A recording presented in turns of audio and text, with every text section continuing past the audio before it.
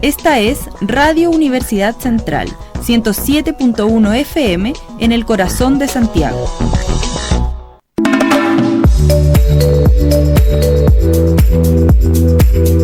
Radio U Central 107.1 FM y radio.ucentral.cl presenta Habitar es Humano, un programa en donde abordan temas del día a día sobre nuestro habitar en la ciudad y la calidad de vida en nuestros barrios, añadiendo una perspectiva fresca y diferente desde el paisaje, lo cual nos permite incluir en la conversación la ecología en la ciudad.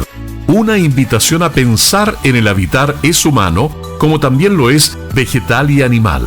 Conduce el arquitecto del paisaje y urbanista ecológico, Ricardo Rivero Celis, la participación de Javiera Lanas Neumann y las siempre interesantes cápsulas de actualidad del arquitecto Uwe Rodeberg. Hola.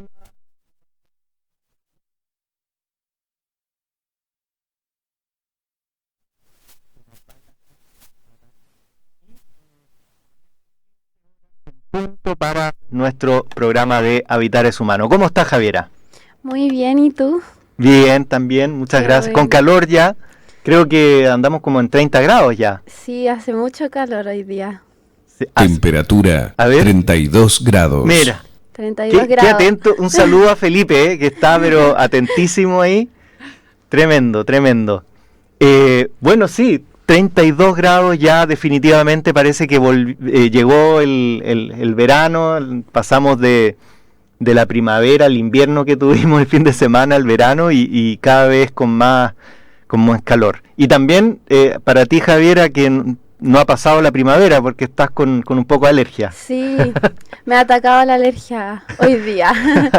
Vamos a ver si también la atacó a nuestra invitada, que ya la vamos a presentar en un ratito. Por mientras, decir, eso sí, saludar a los vecinos, vecinas del barrio Almagro y comentar que nos sigan tanto. Esto es bien interesante porque la radio ya no solo, este programa, El Habitar es Humano, no solo se transmite de 3 a 4, sino que lo pueden escuchar a cualquier hora, cualquier día y en cualquier lugar del planeta, a través de la página web de la radio, que es radio.ucentral.cl, para que ahí nos puedan ver y escuchar a través del streaming en vivo, o también a través de, por ejemplo, el podcast en Spotify, que ahí nos pueden escuchar desde cualquier parte del planeta, a cualquier hora, y también que nos sigan en nuestras redes. Tenemos Instagram, Facebook, Twitter, y las tres nos buscan como Radio U Central. Por último, miren, dejamos para el final nuestra frecuencia modulada, el típico FM, que el número, el radial es 107.1. Así que ahí nos pueden seguir todas esas plataformas. Javiera, ¿cómo va la vida en esta coanimación? ¿Todo bien? Ya mi segunda participación en el programa, ya más tranquila. Ah, qué bueno. Sí. Qué bueno. Bueno, y vamos a empezar una especie de ciclo, pero cortito, de un par de programas, porque queremos conocer dos de los proyectos estrellas de la carrera de Arquitectura del Paisaje acá en la Universidad Central de Chile, y vamos a comenzar no con el que lleva más tiempo, sino que al revés, con el más nuevo de estos proyectos. Y para eso voy a presentar a su directora, ¿verdad? Directora del proyecto, el proyecto se llama Jardines Eficientes para el Espacio Público de la RM, y se enmarca en un proyecto FIC, que por supuesto que vamos a preguntarle qué significa esa sigla, FIC, para poder entender, pero primero la vamos a presentar. Ella es Francisca Fernández, ecóloga paisajista, arquitecta del paisaje, también futura magíster en docencia, ¿verdad? Y por supuesto investigadora académica de la carrera de Arquitectura del Paisaje en la Universidad Central de Chile, y lo más importante, directora del programa Jardín Biodiverso también, que funciona acá al frente del Parque Almagro, entre las calles Nataniel, ¿no es cierto?, y otra calle chiquitita que está al lado, y Cóndor también por atrás, ¿verdad? Así que, Francisca, bienvenida nuevamente, qué bueno tenerte junto a nosotros. Gracias, Ricardo. Hola, Javiera. Feliz de estar acá una vez más. Qué bueno, qué bueno. Y vamos a partir. Antes de, yo sé que la Javiera te tiene una pregunta ahí guardada, pero y está ansiosa, pero lo primero era ir incluso más atrás y preguntarte eso, ¿qué tantas como siglas que hay de los proyectos estos de investigación? Entonces, ¿qué significa FIC? Cuando ustedes andaban celebrando ahí, nos ganamos un FIC, ¿qué es un FIC? Bueno, este es un fondo del gobierno regional, en este caso metropolitano. Y es un fondo de innovación y competitividad, así se le llama. Eso es FIC. Eso es FIC, Fondo de Innovación y Competitividad. Perfecto. Sí, y en este caso está enmarcado en los proyectos asociados a la emergencia climática, con prioridad regional, en este caso. Sí, y tiene, bueno, este nombre que dijiste tú, que no es menor, jardines eficientes para el espacio público, ¿no es cierto?, de la región metropolitana. Y o sea, ya entendemos que el FIC tiene un alcance regional, de la región metropolitana en este caso. En este caso sí. Y por lo tanto un fondo público. Exactamente. Y lo otro, con respecto a eso, ¿por qué para explicar desde bien lo básico, ¿por qué una universidad se vincula con estos fondos que le permiten investigar? ¿Cómo funciona toda esa maquinaria que la gente de repente no conoce tanto, pero que sostiene una parte importante de la vida académica que tiene que ver con la investigación y cómo después eso se traspasa a los estudiantes incluso? Sí. Bueno, es una pregunta importante. En el contexto educacional, ¿no es cierto?, nuestro, existen claramente fondos internos de investigación, pero también se incentiva a los docentes que postulen, ¿no?, en este caso a fondos públicos. Hay otro fondo relevante que fue adjudicado en la escuela, que es una NIT IDEA, es un IDEA I+D 2022, que es un proyecto que se adjudicaron 2 docentes, colegas nuestros, la Gabriela Saldías y el Javier Figueroa, ¿no es cierto?, que es este proyecto anterior que lleva un poco más de tiempo, que está asociado a la experimentación con techos verdes nativos. ¿Ya? Está de hecho en este mismo campus en el que está la radio, en el 6º piso de uno de estos edificios está esta experimentación, ¿no? Perfecto. Y bueno, lo mismo con el Fondo de Innovación y Competitividad que nos adjudicamos nosotros. Son fondos que dentro del contexto de la investigación que uno ya desarrolla, ¿no es cierto?, se postulan a estos fondos públicos para poder, avanzar en la investigación y masificarla también y hacer un aporte mucho más grande, en este caso a los municipios, ¿no?, a los gobiernos locales de la región metropolitana. Perfecto, ya está bien interesante. Y, por ejemplo, cómo esto se traspasa a la vida universitaria. Por ejemplo, Javiera, que está en la carrera, ¿no es cierto?, como estudiante, ¿podría llegarle a ella también a su curso los resultados, el desarrollo de uno de estos fondos, de estos proyectos? Sí, es otra buena pregunta, porque parte de, ¿no es cierto?, las consideraciones que la universidad a los docentes nos pide es que nosotros vinculemos estas investigaciones al quehacer de la docencia. En este caso, bueno, con este fondo en específico y también con el programa Jardín Biodiverso que tú lo nombraste, se trabaja desde la gestión integrada. Eso es que se hace investigación, también se vincula, ¿no es cierto?, desde el desarrollo de la docencia y además se hace difusión y vinculación con el medio.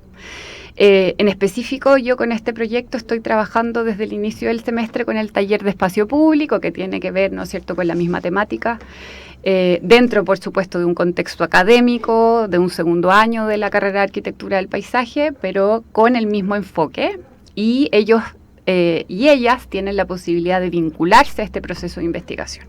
Mira qué interesante. ¿Tú querías preguntar algo, Javiera? Sí, mi pregunta era ¿de dónde surge este proyecto? ¿Cómo nace? Buena pregunta también, Javiera. Bueno, nosotros hace 4 años que tenemos un proyecto que se convirtió en programa que experimenta con asociaciones vegetales nativas, ¿ya? Y está ubicado también en un terreno de la universidad. Yo en la radio he contado otras veces sobre este programa. Y desde ahí nace, ¿no es cierto?, en el marco de esta misma investigación que ya lleva 4 años, esta posibilidad, ¿no?, de adjudicarse fondos públicos para, bueno, incrementar los aportes y seguir investigando en relación a esto, ¿no? A generar asociaciones vegetales nativas, especies con potencial uso urbano, ¿no es cierto? En este caso también se suman varias otras cosas que, bueno, ya les contaré en detalle en el proyecto, pero desde ahí surge, desde una investigación que ya lleva su tiempo en curso. Oye, sí, y qué interesante retomando esa pregunta, porque justamente es un buen ejemplo para explicar cómo los proyectos nos surgen de un sombrero de mago, ¿no es cierto? No es que alguien despertó un día y se le ocurrió investigar o, en este caso, postular a un proyecto, sino que gracias a la respuesta que diste recién, conocemos que esto tiene un largo camino detrás, de 4 años de trabajo, investigaciones, proyectos, otros proyectos incluso, internos y externos además, y que gracias a eso es que surgen nuevos ámbitos de investigación y con eso se puede postular a nuevos proyectos, etcétera. Y antes de eso, bueno, necesidades socioambientales que están levantadas desde, bueno, la realidad de la región, ¿no es cierto?, de la provincia, en específico del área más urbana, ¿no?, y de la propia comunidad.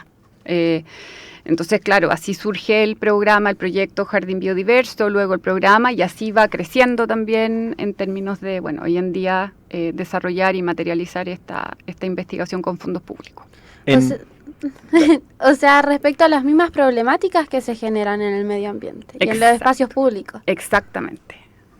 Oye, y yo creo que vale la pena nombrar también al equipo que participa en este, supuesto. Antes de meternos, que nos vamos a meter yo creo que a la segunda parte, más a los contenidos, pero hacer una mención al equipo y también a la, podríamos decir, sociodiversidad que tiene el equipo, porque me imagino que no son todos arquitectos del paisaje. Exactamente, hay un componente ahí interdisciplinario interesante. Bueno, en este específico fondo nos acompaña Javier Figueroa, que es el director del Núcleo de Biodiversidad Urbana de, ¿no es cierto?, nuestra escuela, y él nos apoya en específico en este contexto, como desde la coordinación del proyecto.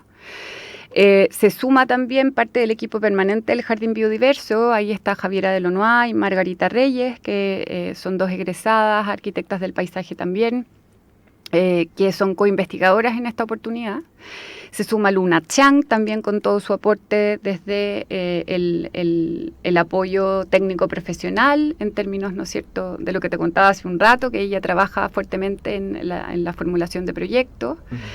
Sergio Moraga, que nos ayuda con todo lo que es el monitoreo de las interacciones ecológicas. Víctor Monzón, que es un coinvestigador de la Universidad Católica del Maule, y él es especialista en abejas nativas.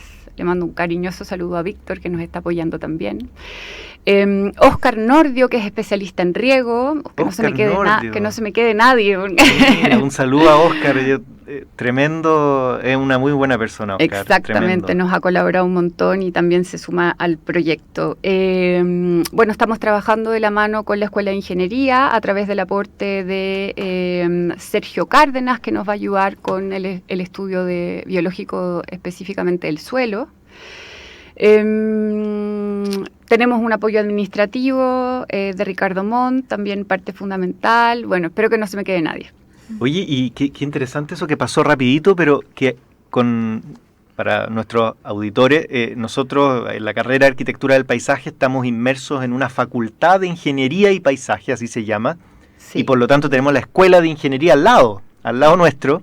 Y tú dices que ahí hay una colaboración también con parte del equipo de un profesor de ingeniería, ¿verdad? Sí, él. Exactamente, es un profesor de ingeniería que nos va a colaborar con los estudios de suelo, que es el Sergio Cárdenas. Uy, qué interesante eso, se empiezan a ver estos lazos entre entre las escuelas incluso. Sí, y las reuniones, bueno, en este contexto también son bien divertidas, ¿no? Porque todos hablamos, bueno, los arquitectos del paisaje hablamos lenguajes similares, pero cuando uno empieza a conformar estas relaciones con otras disciplinas, es bien interesante. Hay que establecer ahí lenguajes comunes y se enriquece también el trabajo con aquello. Sí, de todas maneras. Y yo ahí tenía una pregunta... bien desde nuestra... Porque aquí parecemos como el gremio de los arquitectos del paisaje. Estamos tres acá, arquitectos del paisaje, futura arquitecta del paisaje. Sí, entonces te quería preguntar una pregunta bien narcisista, pero tiene que ver con qué ventajas tiene que seas tú, una arquitecta del paisaje, quien coordina a todo este equipo tan diverso también. Bueno, yo creo que nosotros como arquitectos del paisaje, dentro de la formación disciplinar, pasamos por mucho, ¿no? Desde las ciencias ambientales, pero desde también el diseño, ¿no? O desde las artes, podríamos decir. Bueno, hay variaciones en estos 35 años de historia. Pero claramente somos como bastante generalistas, ¿no? Sabemos bastante poco de muchas cosas, podríamos decir, pero que es cierto, y claramente hay ahí una especialidad que uno desde los posgrados, ¿no? Y desde la especialización va teniendo, pero sí pasamos por varias disciplinas dentro de esta formación, y eso creo que nos ayuda a poder entendernos, ¿no? con otros profesionales. Y hay bastantes casos de arquitectos del paisaje, ecólogos, paisajistas, que les toca este rol de liderar estos equipos multidisciplinarios. Sí, y extendiendo ese equipo y esa multidisciplinariedad al exterior de la universidad. ¿Con qué redes trabajan? O sea, ¿este FIC también propicia el que puedan juntarse con profesionales que están investigando en otras universidades o que están por su cuenta investigando cosas específicas y los quieren, y no sumar al equipo, sino que conectarse? Sí. ¿Eso lo han hecho también? Bueno, es fundamental, y yo creo que parte también de haberse adjudicado este proyecto tiene que ver con eso, con la conformación de redes y posicionar también lo que uno está haciendo en el medio. Nosotros somos parte de una red, yo te lo había contado en veces anteriores. Esta es la red Conexus en Chile, es un proyecto financiado por la Unión Europea que lo lidera el equipo de paisaje de la Chile, que llevan el proyecto de infraestructura verde de Santiago. El gobierno regional también y la Universidad Mayor. Y ellos han conformado a través de este fondo una red de actores que trabajamos asociados a las soluciones basadas en la naturaleza. Hace poquito hicimos una visita técnica con esta red al jardín, un poco para mostrar lo que hemos venido haciendo, ¿no? en este camino. Y eso es claramente fundamental. Finalmente, estos esfuerzos que tienen que ver con, en este caso, estos jardines eficientes, pero también la infraestructura verde, y que son distintas escalas de trabajo, van de la mano, ¿no? O sea, hay varias instituciones, hay varios investigadores e investigadoras, y también esfuerzos público-privados que van de la mano. Lo que están haciendo los municipios, por ejemplo, es muy relevante también, en términos de los jardines eficientes, de este recambio de áreas verdes, ¿no es cierto?, por asociaciones más sustentables, etcétera. Entonces, en este espacio de trabajo, yo personalmente pienso que a mí me ha enriquecido mucho. También viene como a validar lo que uno está haciendo, ¿no? También es importante aquello. O sea, uno se da cuenta que está bastante bien encaminado, ¿no? Y que los esfuerzos comunes en este sentido son los que nos van a hacer avanzar en términos de la adaptación al cambio climático, ¿no? Y la mitigación, la posterior mitigación de esto. Sí, aprovechemos de pasar la publicidad del Jardín Biodiverso, que también me imagino en el Instagram del Jardín Biodiverso van a colocar información de este FIC también. Sí, va a ser el canal. Ah, perfecto. No vamos a hacer uno nuevo porque ahí ya tenemos un público fidelizado que nos sigue y que Además que habría que ser pulpo ahí para manejar tanta. Sí, no somos un equipo tan grande. Sí. Ya, ¿y cuál es el Instagram? Jardín Biodiverso. Así de simple, Jardín Biodiverso. Y lo van a ver porque tiene un fondo naranjo característico. Exactamente. Sí, bueno, el FIC se enmarca dentro del programa, ¿no? No son cosas separadas y por tanto lo que se haga ahí también es parte. Oye, lo último que mencionaste, tampoco lo quiero dejar pasar, que tú dijiste el conectarnos con otros que están afuera haciendo cosas similares o complementarias, nos hace darnos cuenta que estamos haciendo las cosas bien, que vamos por un buen camino.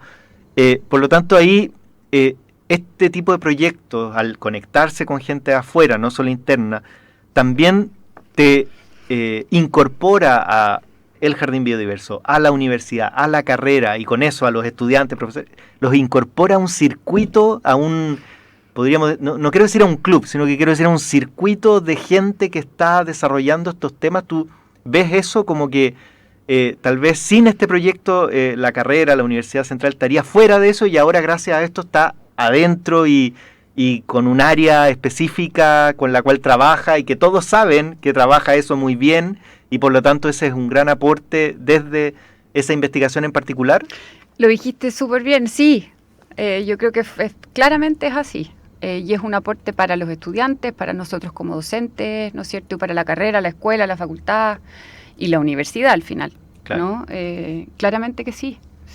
Así que ser parte de ese sistema es tremendamente necesario. Sí. O sea, uno no puede investigar como no se hacía un poco antes, ¿no? Hoy en día la vinculación con el medio es transversal a la investigación y a la docencia, por tanto ahí hay una importante labor que hacer. Sí. Que es sacar esa investigación hacia afuera, difundirla, ¿no? Comunicarla y fortalecerla. Hablando de eso mismo, o sea, nosotros siempre con mis compañeros hablamos, no, es que la carrera es muy escondida, nadie conoce nada. Entonces, claro, ahora que lo mencionas, me parece también súper importante como que haya esta red o que se conozca más un poco como de la carrera o de lo que hace un arquitecto del paisaje, porque nosotros siempre estamos comentando como que no se sabe mucho de esta carrera, siempre nos preguntan, entonces claro, como tomándome ese tema, creo que es súper importante para nosotros que estamos recién en primer año, integrándonos, saber que va a haber una red cuando salgamos, saber que va a haber algo más y que no vamos a estar como ya los arquitectos del paisaje, ¿por dónde entramos? Sino que va a haber algo más, claro. Entonces me parece como súper bueno eso que estaban comentando. Toda la razón. Manera. O sea, mira, no lo había visto como desde el lado de la universidad, de la carrera, pero toda la razón. O sea, nosotros, y lo hemos dicho aquí otras veces, tenemos ese problema de que lamentablemente, no sé si lamentablemente, pero heredamos un nombre, el que va antes del apellido del paisaje, que se llama arquitectura, y eso nos juega un poco a favor, porque la palabra arquitectura en español va adelante, arquitectura del paisaje. En el idioma anglosajón es al revés, porque nuestra profesión empieza como landscape architecture, o sea, y los arquitectos. Entonces, es distinto, hay una separación desde el inicio en inglés, en otros idiomas, pero en español resultó que compartimos esa primera palabra que también ha hecho replantearse al mundo de habla hispana sobre el nombre de la carrera, y no solo por el nombre como por un tema de eslogan o de merchandising, no, sino que, o de marketing, sino que por un tema de qué define mejor lo que hacemos. De la conceptualización de ese nombre, claro. Entonces, ¿es la arquitectura lo que mejor nos define? ¿Es el diseño? ¿Es el urbanismo lo que mejor nos define? ¿Es la ecología? Etcétera. Y hay una discusión en torno a eso bastante grande. Bueno, el antiguo nombre, ¿no? Que era el antiguo nombre, ecología y paisaje, claro. O diseñador paisajista, como existe en otros, existió antes acá en los años 60 fines. Exacto. O el arquitecto paisajista y no del paisaje, como existe en el idioma en portugués, por ejemplo. Entonces, mira, nos fuimos para otro lado, pero de alguna manera yo creo que todo apunta a lo que tú decías, Javiera, de dar a entender lo que hacemos. Y creo que también ese es un objetivo que se plantean proyectos como este, de todas maneras. Y de la importancia, ¿no? Sí. Además de que se entienda de lo importante que es el rol del arquitecto del paisaje. Y muy interesante, ¿no es cierto? Porque en la nueva definición, en la actualización de la definición del perfil profesional de arquitecto del paisaje mundial, que va a la OIT, una de las principales labores que aparece es coordina. O sea, dice diseña, gestiona, pero también dice coordina otras disciplinas. Y eso para nosotros yo creo que es clave. Hay una amplitud de mirada ahí, ¿no? Sí. Que es importante, relevante, y son profesionales que creo que hoy en el contexto actual se necesitan más que nunca. Sí, de todas maneras. Bueno, oye, vamos a hacer una pausa porque está bien entretenida, y ya para la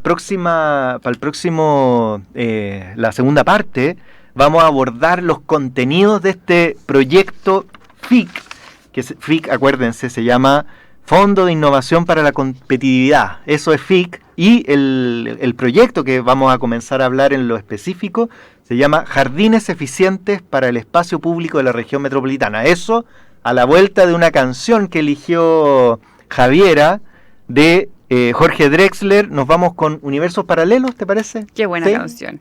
Nos vamos con eso, volvemos. A continuación, el arquitecto Uwe Robeder nos dará una visión sobre lo que está pasando.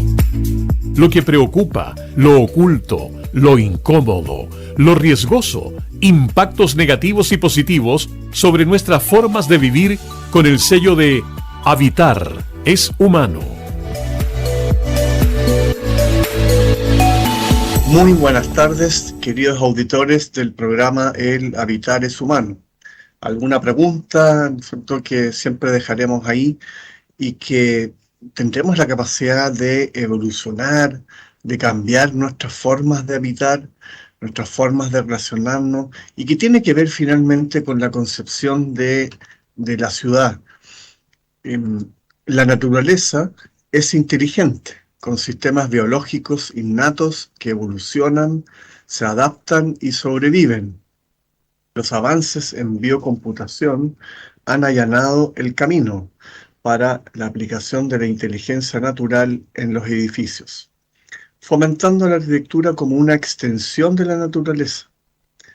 La próxima frontera de las ciudades puede centrarse en el entorno construido como un organismo mutuante, dependiendo o dependiente del mundo natural. Así, los espacios construidos que alguna vez fueron barreras para el medio ambiente permanecerán irreconocibles en el paisaje natural. Los asentamientos post-antropocéntricos verán a los humanos integrados con el mundo vivo, no humano. Ahí tendremos un gran desafío para el cambio, para deconstruir y luego regenerar nuestras ciudades.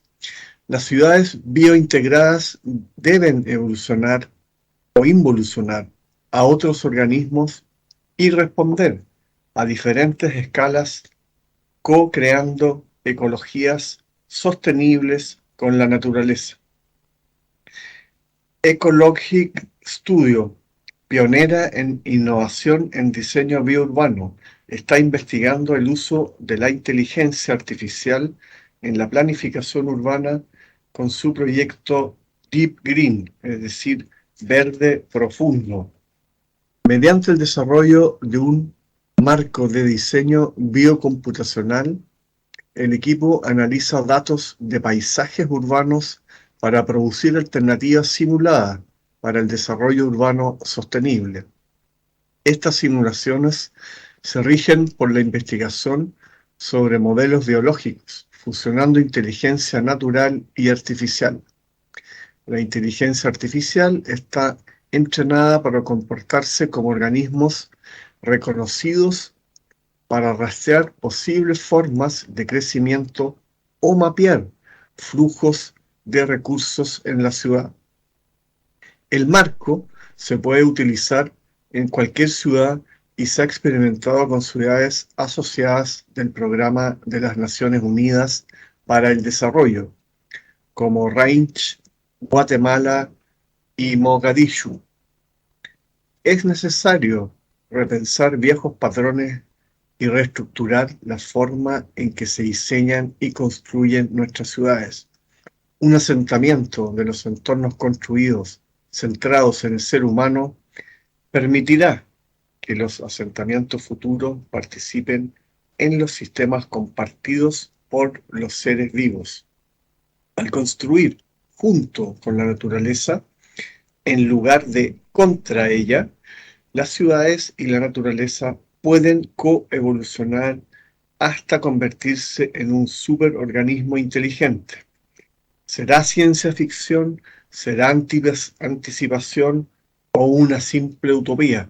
Bueno, lo veremos más adelante, queridos auditores. Hasta aquí el programa de hoy. Que tengan una muy buena tarde.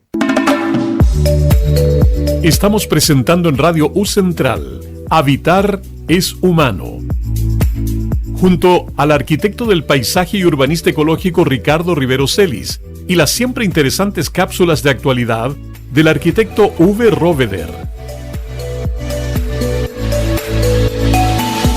Estamos de vuelta. ¿Qué tal? Ya 15:35 de la tarde, avanza el día.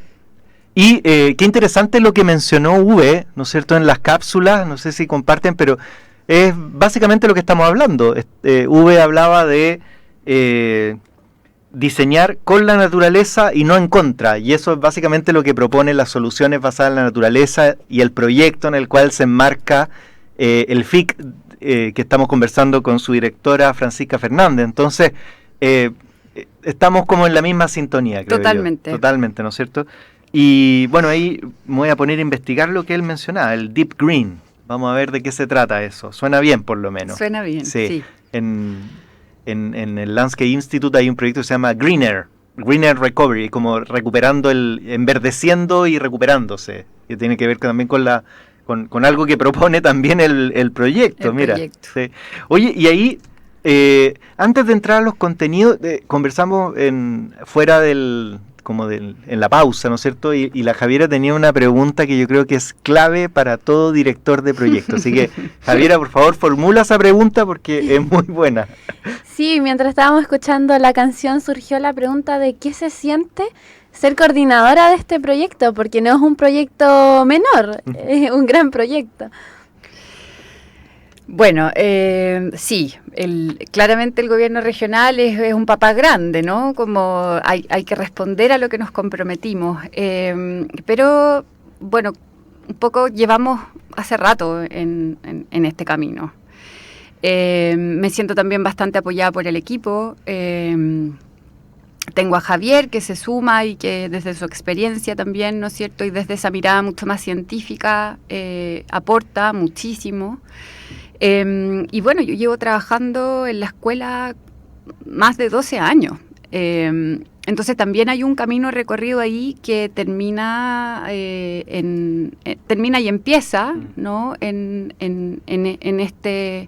este otro quehacer que tiene que ver más con la investigación también, ¿no? Bueno, con la gestión integrada, pero yo he hecho varias cosas en mi carrera académica y varias de aquellas están claramente vinculadas a la docencia como base, pero sí también mucho a la extensión y la vinculación.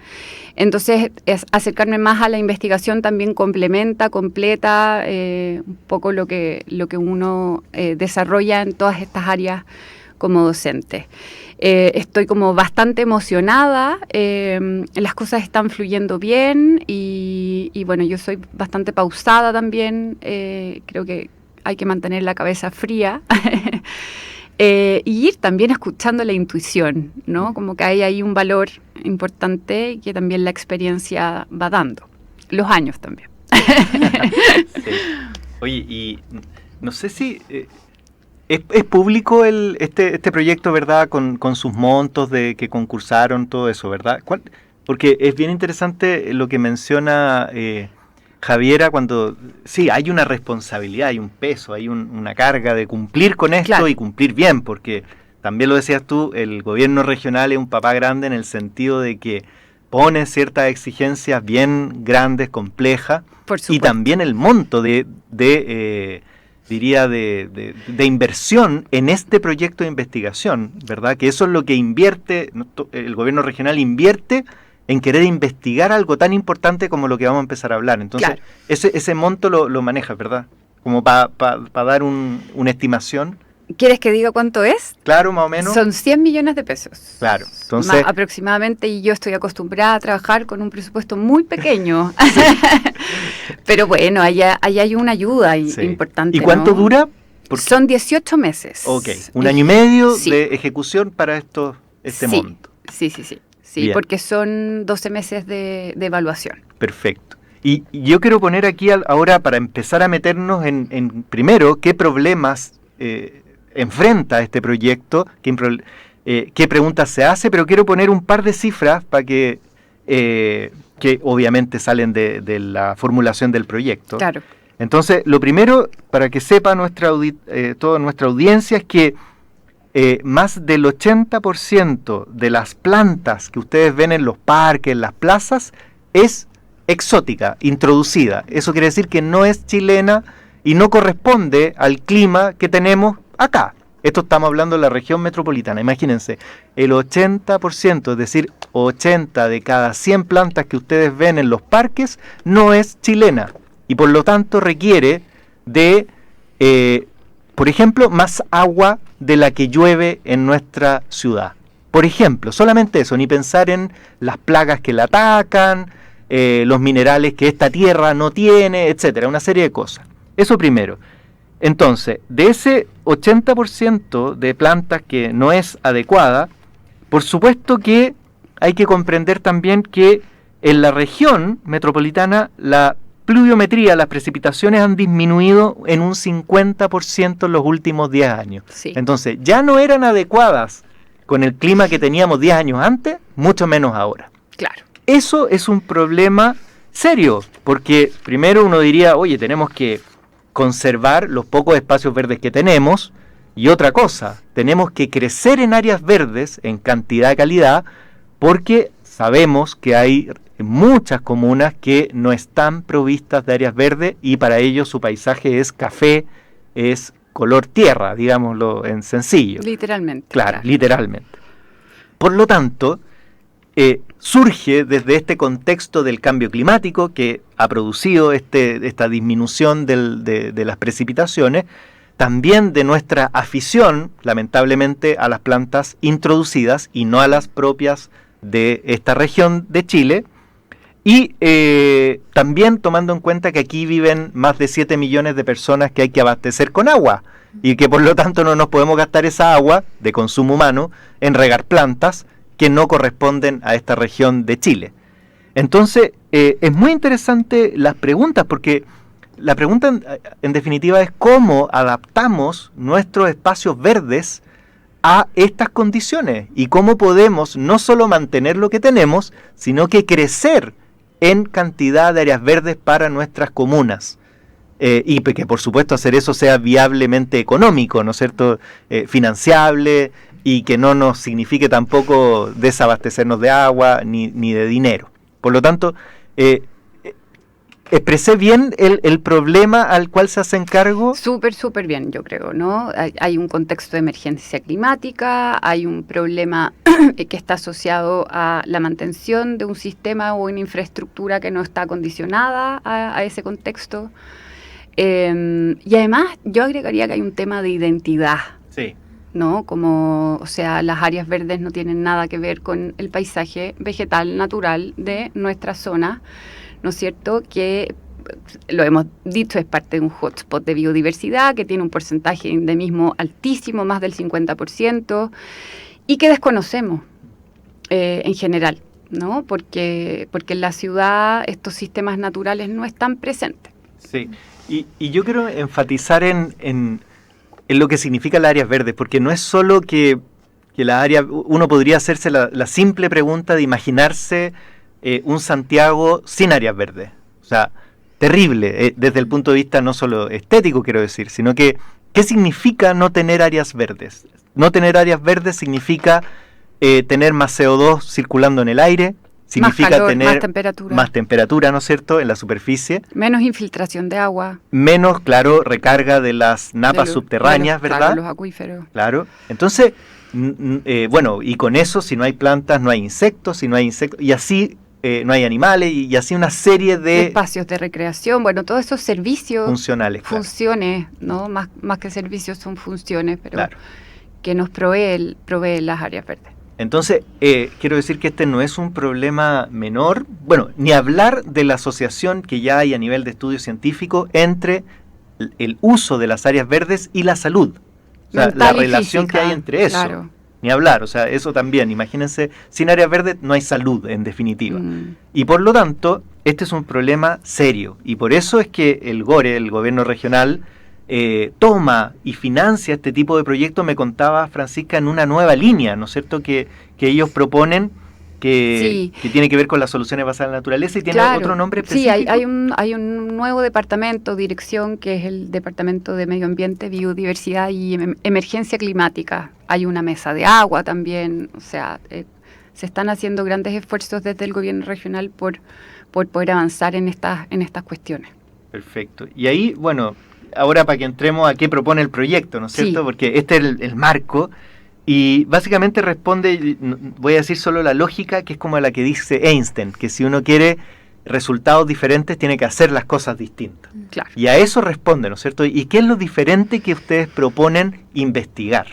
Bueno, en términos generales, voy a ir bajando de a poco, el proyecto propone evaluar soluciones desde lo técnico, lo social, lo ambiental y lo económico, ¿no? De distintas soluciones, en este caso prototipos, modelos, podemos llamarles de esa manera, de jardines eficientes, unidades mínimas que se pueden ir replicando de alguna manera, ¿no?, en las áreas verdes de la ciudad, en distintas tipologías de esa infraestructura, platabandas, bandejones, parques, plazas, porque claramente hay distintos elementos que van, ¿no es cierto?, configurando esa infraestructura verde y que tienen también distintos usos, distintas necesidades.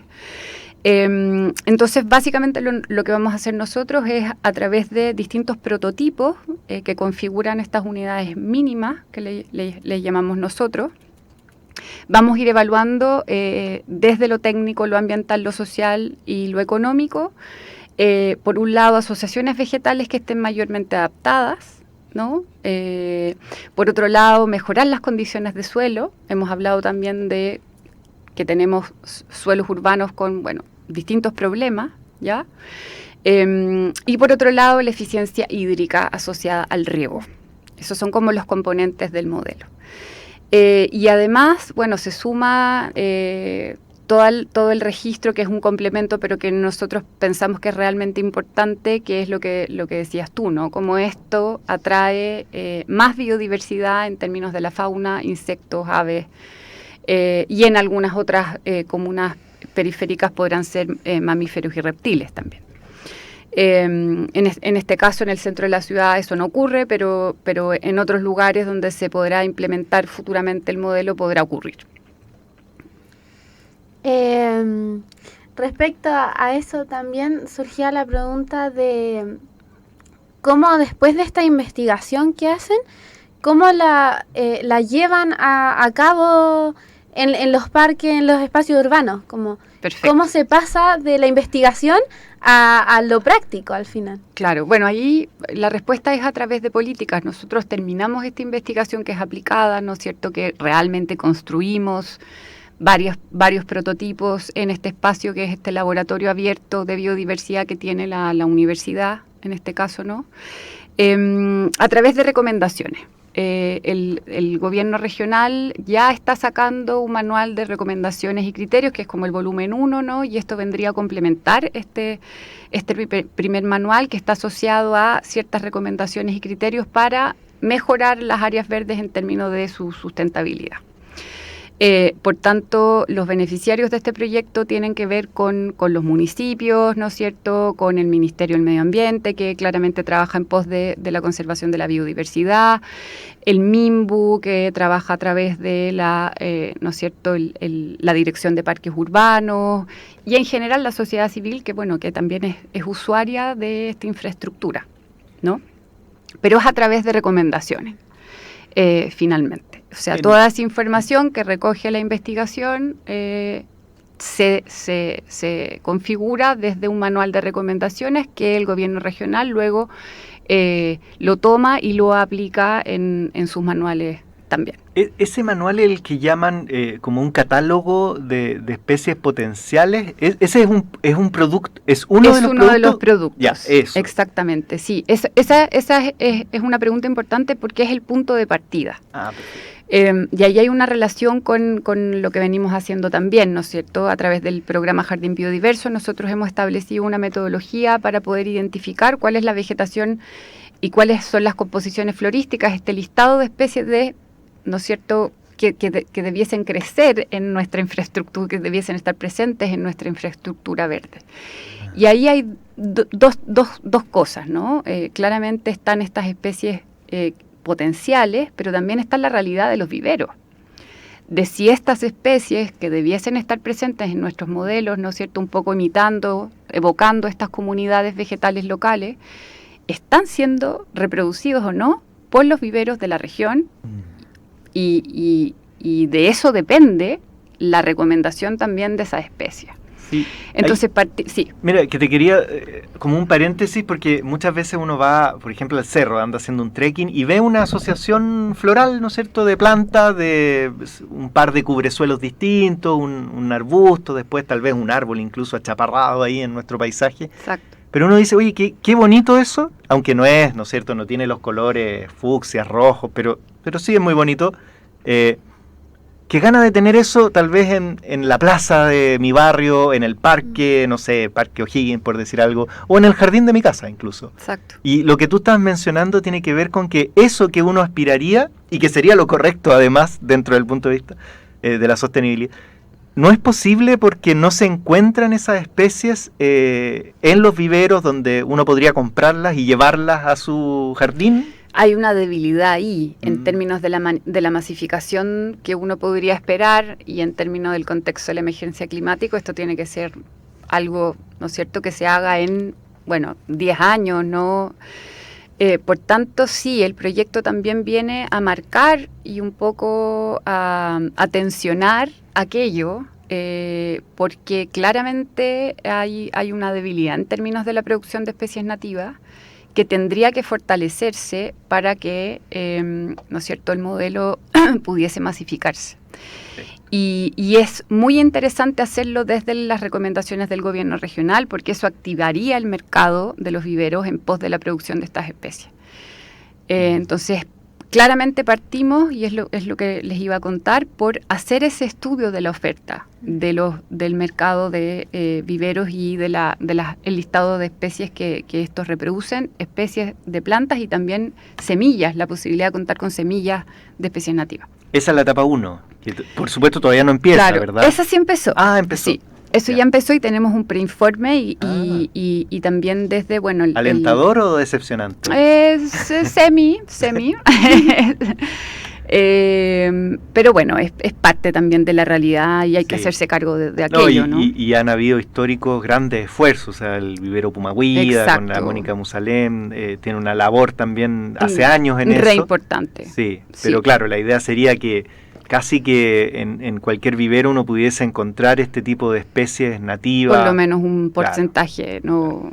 De un 50%. Y ahí como para adelantar algún posible acción, ¿no es cierto?, como preguntaba Javiera también, la potencia que tendría este catálogo de especies, ¿no es cierto?, que serían las que el gobierno regional impulsaría para que todos los plazas, parques, estuvieran provistas de esas especies y no de otras. Por supuesto que eso empujaría, ¿creen ustedes?, la producción también de viveros en estas especies nativas. ¿Ese es el círculo virtuoso que quieren? De alguna manera es el círculo virtuoso, claro. Mira, qué interesante. Claro. Deberíamos hacer algo con nuestro vivero Rayún en la carrera de arquitectura claro, del paisaje, ser los primeros también. Bueno, el vivero sí, pues el vivero ha investigado con especies nativas, tiene un historial de aquello a través del trabajo que ha hecho la Gabriela, así que Genial. Por supuesto que no tiene una condición comercial. No, claro, de investigación. Pero sí tiene ese aporte desde la investigación también. Sí, que es donde tú también has ido al vivero, ¿no es cierto? Sí, lo he visitado.